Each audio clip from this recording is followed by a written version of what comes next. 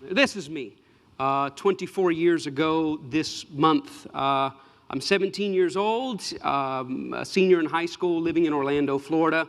And 2 weeks after this picture was taken, my life went on a tremendous and continues to be on a tremendous journey.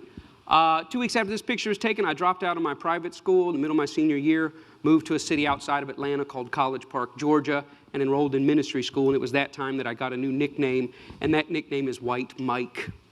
Now, how I got the nickname White Mike is pretty simple. I arrived at a church that had about 1,000 people, and when people would ask, have you seen Mike? And somebody said, Mike who? Nobody knew my last name. Smith was too hard, so White Mike is who I became. So this is White Mike on the day he graduated from ministry school.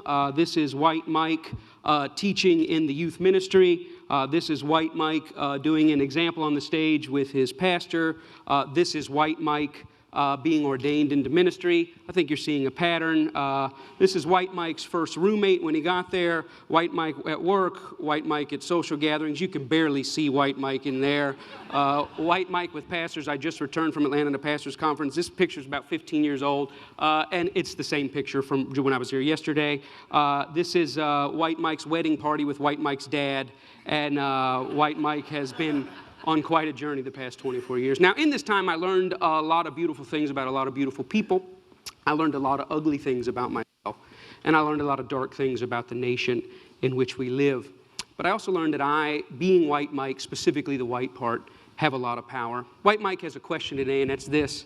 How come when you turn on the radio in Jacksonville, or New Orleans, or Chicago, or Little Rock, the only people on the radio that talk about how great it is to kill each other are black?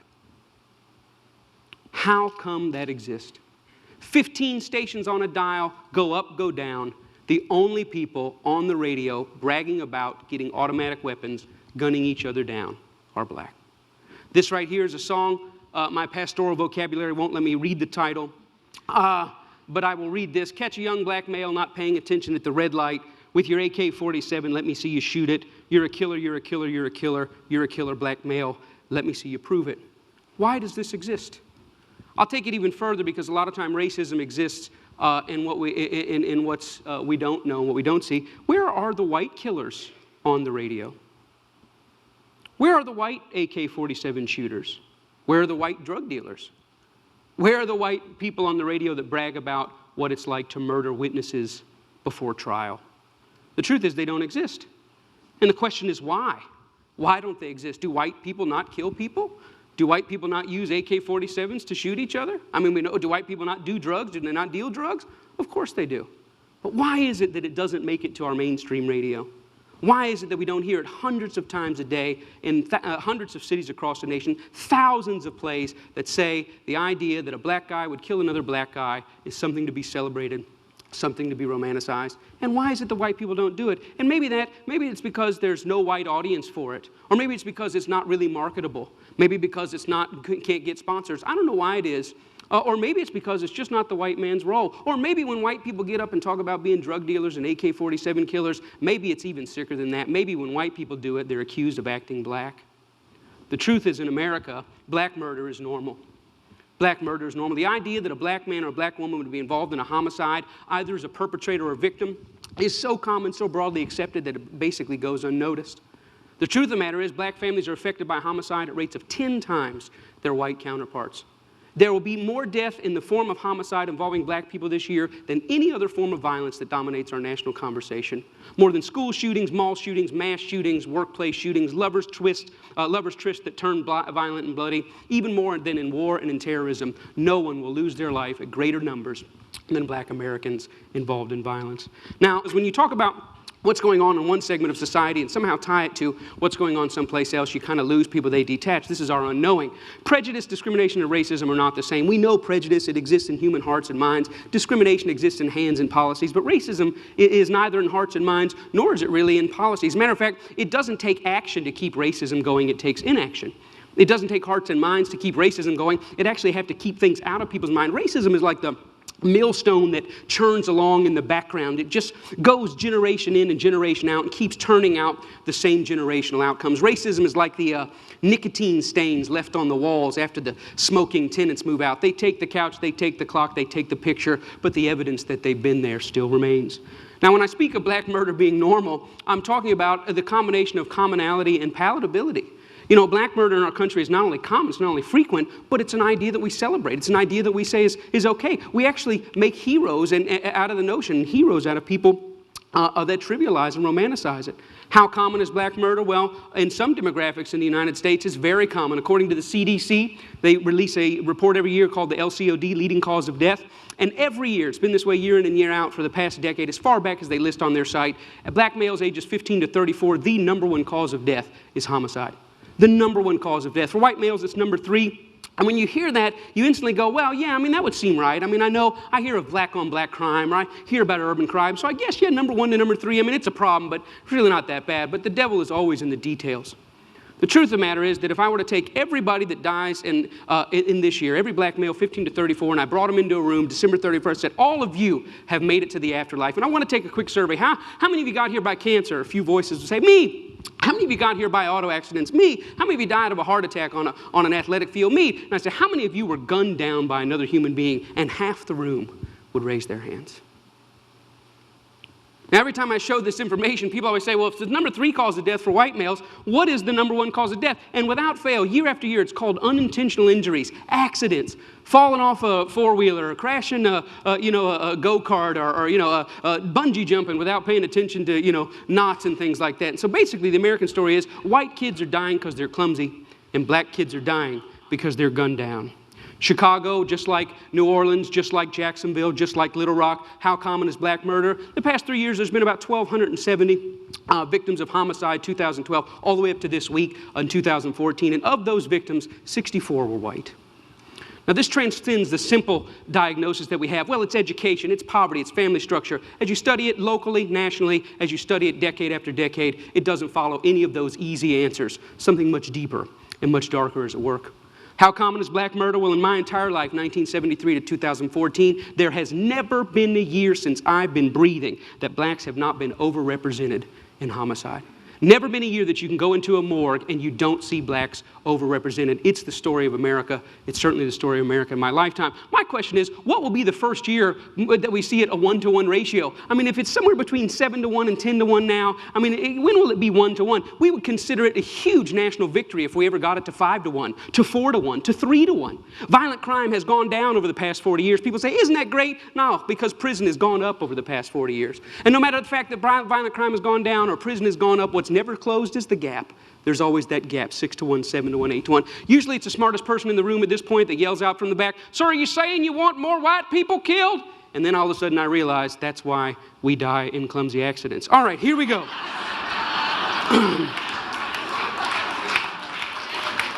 Now, the real question is, why is this going on? Why is this the story of my life? Why is this the story of my country? And everyone in this room falls into one of two categories. You're in one of two categories. Either there's something wrong with them, some core deficiency in black people, they're just prone to violence, so we use anecdotal evidence to talk about that, or there's something wrong with us. And depending on what category you fall in, if there's something wrong with them, you point fingers. Hey, we need to do something.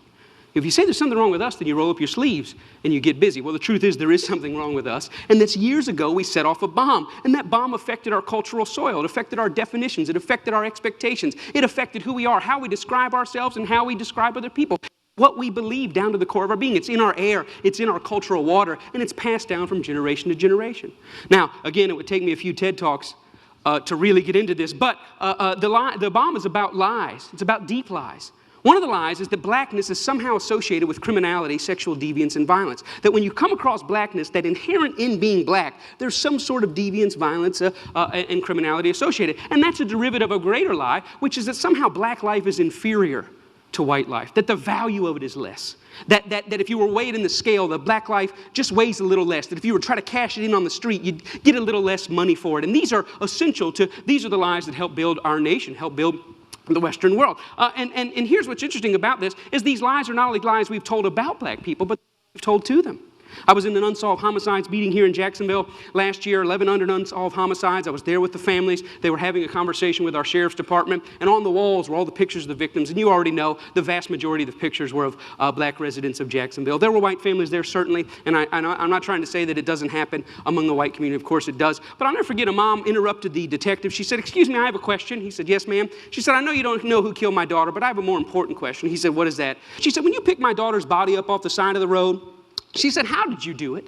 He said, "What do you mean, how did I do it?" She said, "Well, did you pick her up, and did you set her on the gurney, and did you zip her up in the bag, and did you slide her in the back of the van, and did you shut the doors gently?" She said, "Or did you just pick her up, slam her down, zip her up, and put it in?" She says, "I want to know how you treated my daughter's body when you picked it up off the ground." She said, "Did you treat it like you would treat a white man's daughter?" That's a very interesting question. As though a mother doesn't have enough to deal with, she also has to wonder that when the people working the crime did it, did they work it as somebody's personal, precious life was solved, or is it just another dead black kid on the street? Another mother popped up. She said, "Yeah, I know you don't have the answer to who killed my son." He says, "Ma'am, you know I would call you if I had it. I want to call you." She said, "I know I don't need a phone call." She said, "But I do need to know that you pay attention to it. And I do need to know that my son's death matters." And here's why. Because she sees the files on her desk and on his desk in her mind, and she sees the stacks in her mind of dead black kids, and she sees the stacks of little white kids, and she just wants to make sure that in the common thing that happens all the time, that her son's life is just as precious as everyone else's. Black murder is normal. I mean, when I talk about it, none of you are really shocked. The most you can say is, "Well, I didn't know it was that bad," which brings up the real question about palatability. Are we comfortable with it being like this? Are we comfortable? I'm 41 years old. Are we comfortable with living in a nation where this goes on? Well, if we're not comfortable, if we're not okay, are we appalled and outraged? And when I say we, I mean we. Are we appalled and outraged? That's the question. There are certainly people all over the country doing something about it, but when I discovered that them doing something about it is totally different than we doing something about it. Now, a lot of things that you have to understand is this about racism. And when I talk about prejudice, discrimination, and racism, the answer lies right here. It wouldn't seem like the answer is here, but if you want to know how comfortable we are with black murder, you just got to look at the marketplace. When you see this photo 1 week after Dr. King won the Montgomery bus court case, and they decided to eliminate the racist policies or the discriminatory policies. This is his picture. It was a great victory. And you know about the prejudice, you know about the discrimination, but right here on the front of the bus is the racism. Because racism exists in the unchecked and the unchallenged normal. My question is, 60 years later, what in the world is a Pepsi ad doing on the front of a bus company that makes black people sit in the back? What in the world is it doing there? I mean, did the Pepsi CEO look back on that today and go, yeah, that was a fail, shouldn't have done that? Are they ashamed? Are they ashamed that they would, well, let me ask you this, could they do it today? If I started a bus company in Jacksonville and say, "I got this great thing, beautiful buses, I want Pepsi's name on it." They said, "Let's do the deal." I said, "But the deal is gays, blacks, and Jews sit at the back." They couldn't put their name on that. Why? Because as American attitudes change, as American definitions change, as American norms change, guess who else has to change? The marketplace. There's certain things they could get away with when that type of thing was normal that they can't get away with now. The same thing not only goes with policy, it goes with entertainment. My favorite cartoon, one of them all time, is Tom and Jerry. This is Mammy Two Shoes. Mammy Two Shoes, you never saw her except for a couple of times above the knees. She was always the one yelling at Thomas the cat for what he was doing. She was voiced by Lillian Randolph, a great radio actress. But here's the interesting thing. White entertainers create white entertainment. They carve out a black role, and the black role that they saw fit was to play this stereotypical black woman. That lasted up until in the early 50s, then huge protests broke out, and they said, "You know what? We don't want to be portrayed like that anymore." And to this day, if you want to watch Tom and Jerry, you go home, you want to watch it on Netflix, you want to watch it on Amazon, this comes up on the screen. It says, "What you're about to watch contains some racial stereotypes. They were wrong then, and they're wrong now. They were commonplace. We don't want to edit her out because that will make it like it never happened. We're going to put her in, but know that we know there's something wrong with this." Now, we don't have Mammy Two Shoes today. You can't get away with it. Nobody would put it out there. But we do have black people that get on the radio every day in white-owned companies, white-owned stations with white-owned sponsors that play the role of hypersexualized, hypercriminalized male. I ask these advertisers, I say, "I've got hundreds of songs a day that celebrate killing animals. Will you put them on your station?" They said, "No." "I got hundreds of songs a day that talk about assaulting women and abusing kids. Would you put them on your station?" They said, "No." I said, "I got hundreds of songs a day that talk about murdering blacks. Would you put them on your stations?" They said, "Well, that depends." Depends on what? Who it's done by and who it's branded for. Because if we can get black folks to sing about it and we can brand it for our youngest black audiences, I think there's money to be made. I think there's American appetites to see these people that way. I said, how can you say that? They said, well, look, it's what these artists know. It's what they, black people, create. It's, matter of fact, our surveys say it's what they want to hear, which speaks of a sickness. How do we live in a society where somebody says, you know what, I'm inspired to write a song that celebrates murdering another person. And then a person says, I'd like to put that on my station. Another person said, I'd like to pay for it. And then there's people out here in the audience that go, I'd love to hear it, as long as it's black guys. Because even white people buy rap music, buy this type of stuff, because we know that when we want to hear about killing each other, we know who to turn to for that type of inspiration. We call it our music. We say we own it. White people buy more rap than black people. Yeah, but we're very careful to turn it down at the stoplight when other black people are there. Why? Because we know we're just pretending. For them, it's more authentic and real. I always ask the companies, what about your name? What about your brand? What about your value? And the largest radio company in the world said this: it's okay that we only have drug dealers on our black youth stations. We only have murders on our black youth stations. We support black charities. We give out water at the Martin Luther King parade. I think we've got it covered. We've bought them off. Now, people get upset, the smartest guys in the room again. You're talking about censorship. I don't believe that. I believe in free art. Make whatever you want. I believe you should make music about anti-Semitism. I believe you should make music about killing dogs. I believe in this country you should make music about bashing homosexuals and driving them behind trucks. I believe you should make music about stringing people up on trees. I believe you should make music about killing whitey. I believe you should make all that music. But I also believe that in the mainstream marketplace, people should hesitate associating their name with certain content. You know, there's certain stuff you can't buy at the store. Certain stuff you can't get on iTunes because their brand doesn't want it. But if you want to hear black people celebrating killing black people, they got thousands and thousands and thousands of those things to sell you. I don't think it's about censorship. I think it's about American cultural hypocrisy. Because here's the truth. These black entertainers, they can't sing just about anything. There's some stuff that'll get them fired. And they get dropped, and they get fired, and they get slapped on the wrist, and they get disciplined all the time. Why? Because sometimes they step over the bounds. A very famous case is what happened with Rick Ross. Rick Ross is the Mammy Two Shoes, one of the many Mammy Two Shoes of our day. He's a black entertainer in a world carved out for him, and a role carved out for him by white entertainment companies. And one day he talked about, in the middle of a song that celebrated dealing drugs and killing blacks, he made a reference to date rape. And when he made that reference to date rape, that set social media on fire. That got 100,000 petitions in 24 hours. Hey, buddy, date rape is no joke. That had white people standing outside of Reebok in New York saying, you better take this seriously. We're tired of a rape culture in America. One line in one song moved the masses. And you know what Reebok did? Did they stand by him and say, hey, we believe in freedom of speech. We believe in freedom of expression. It's just a song. Calm down. No, they fired his tail on the spot. The president came out and said, this goes against our high standards. He's gone against the values of our brand. Shame on Rick Ross. We're disappointed. He doesn't know how serious date rape is. And when I saw that, I thought, wow, how convenient. Isn't that amazing? But here's what really happened. It's not their brand, it's not their values. Rick Ross went off script.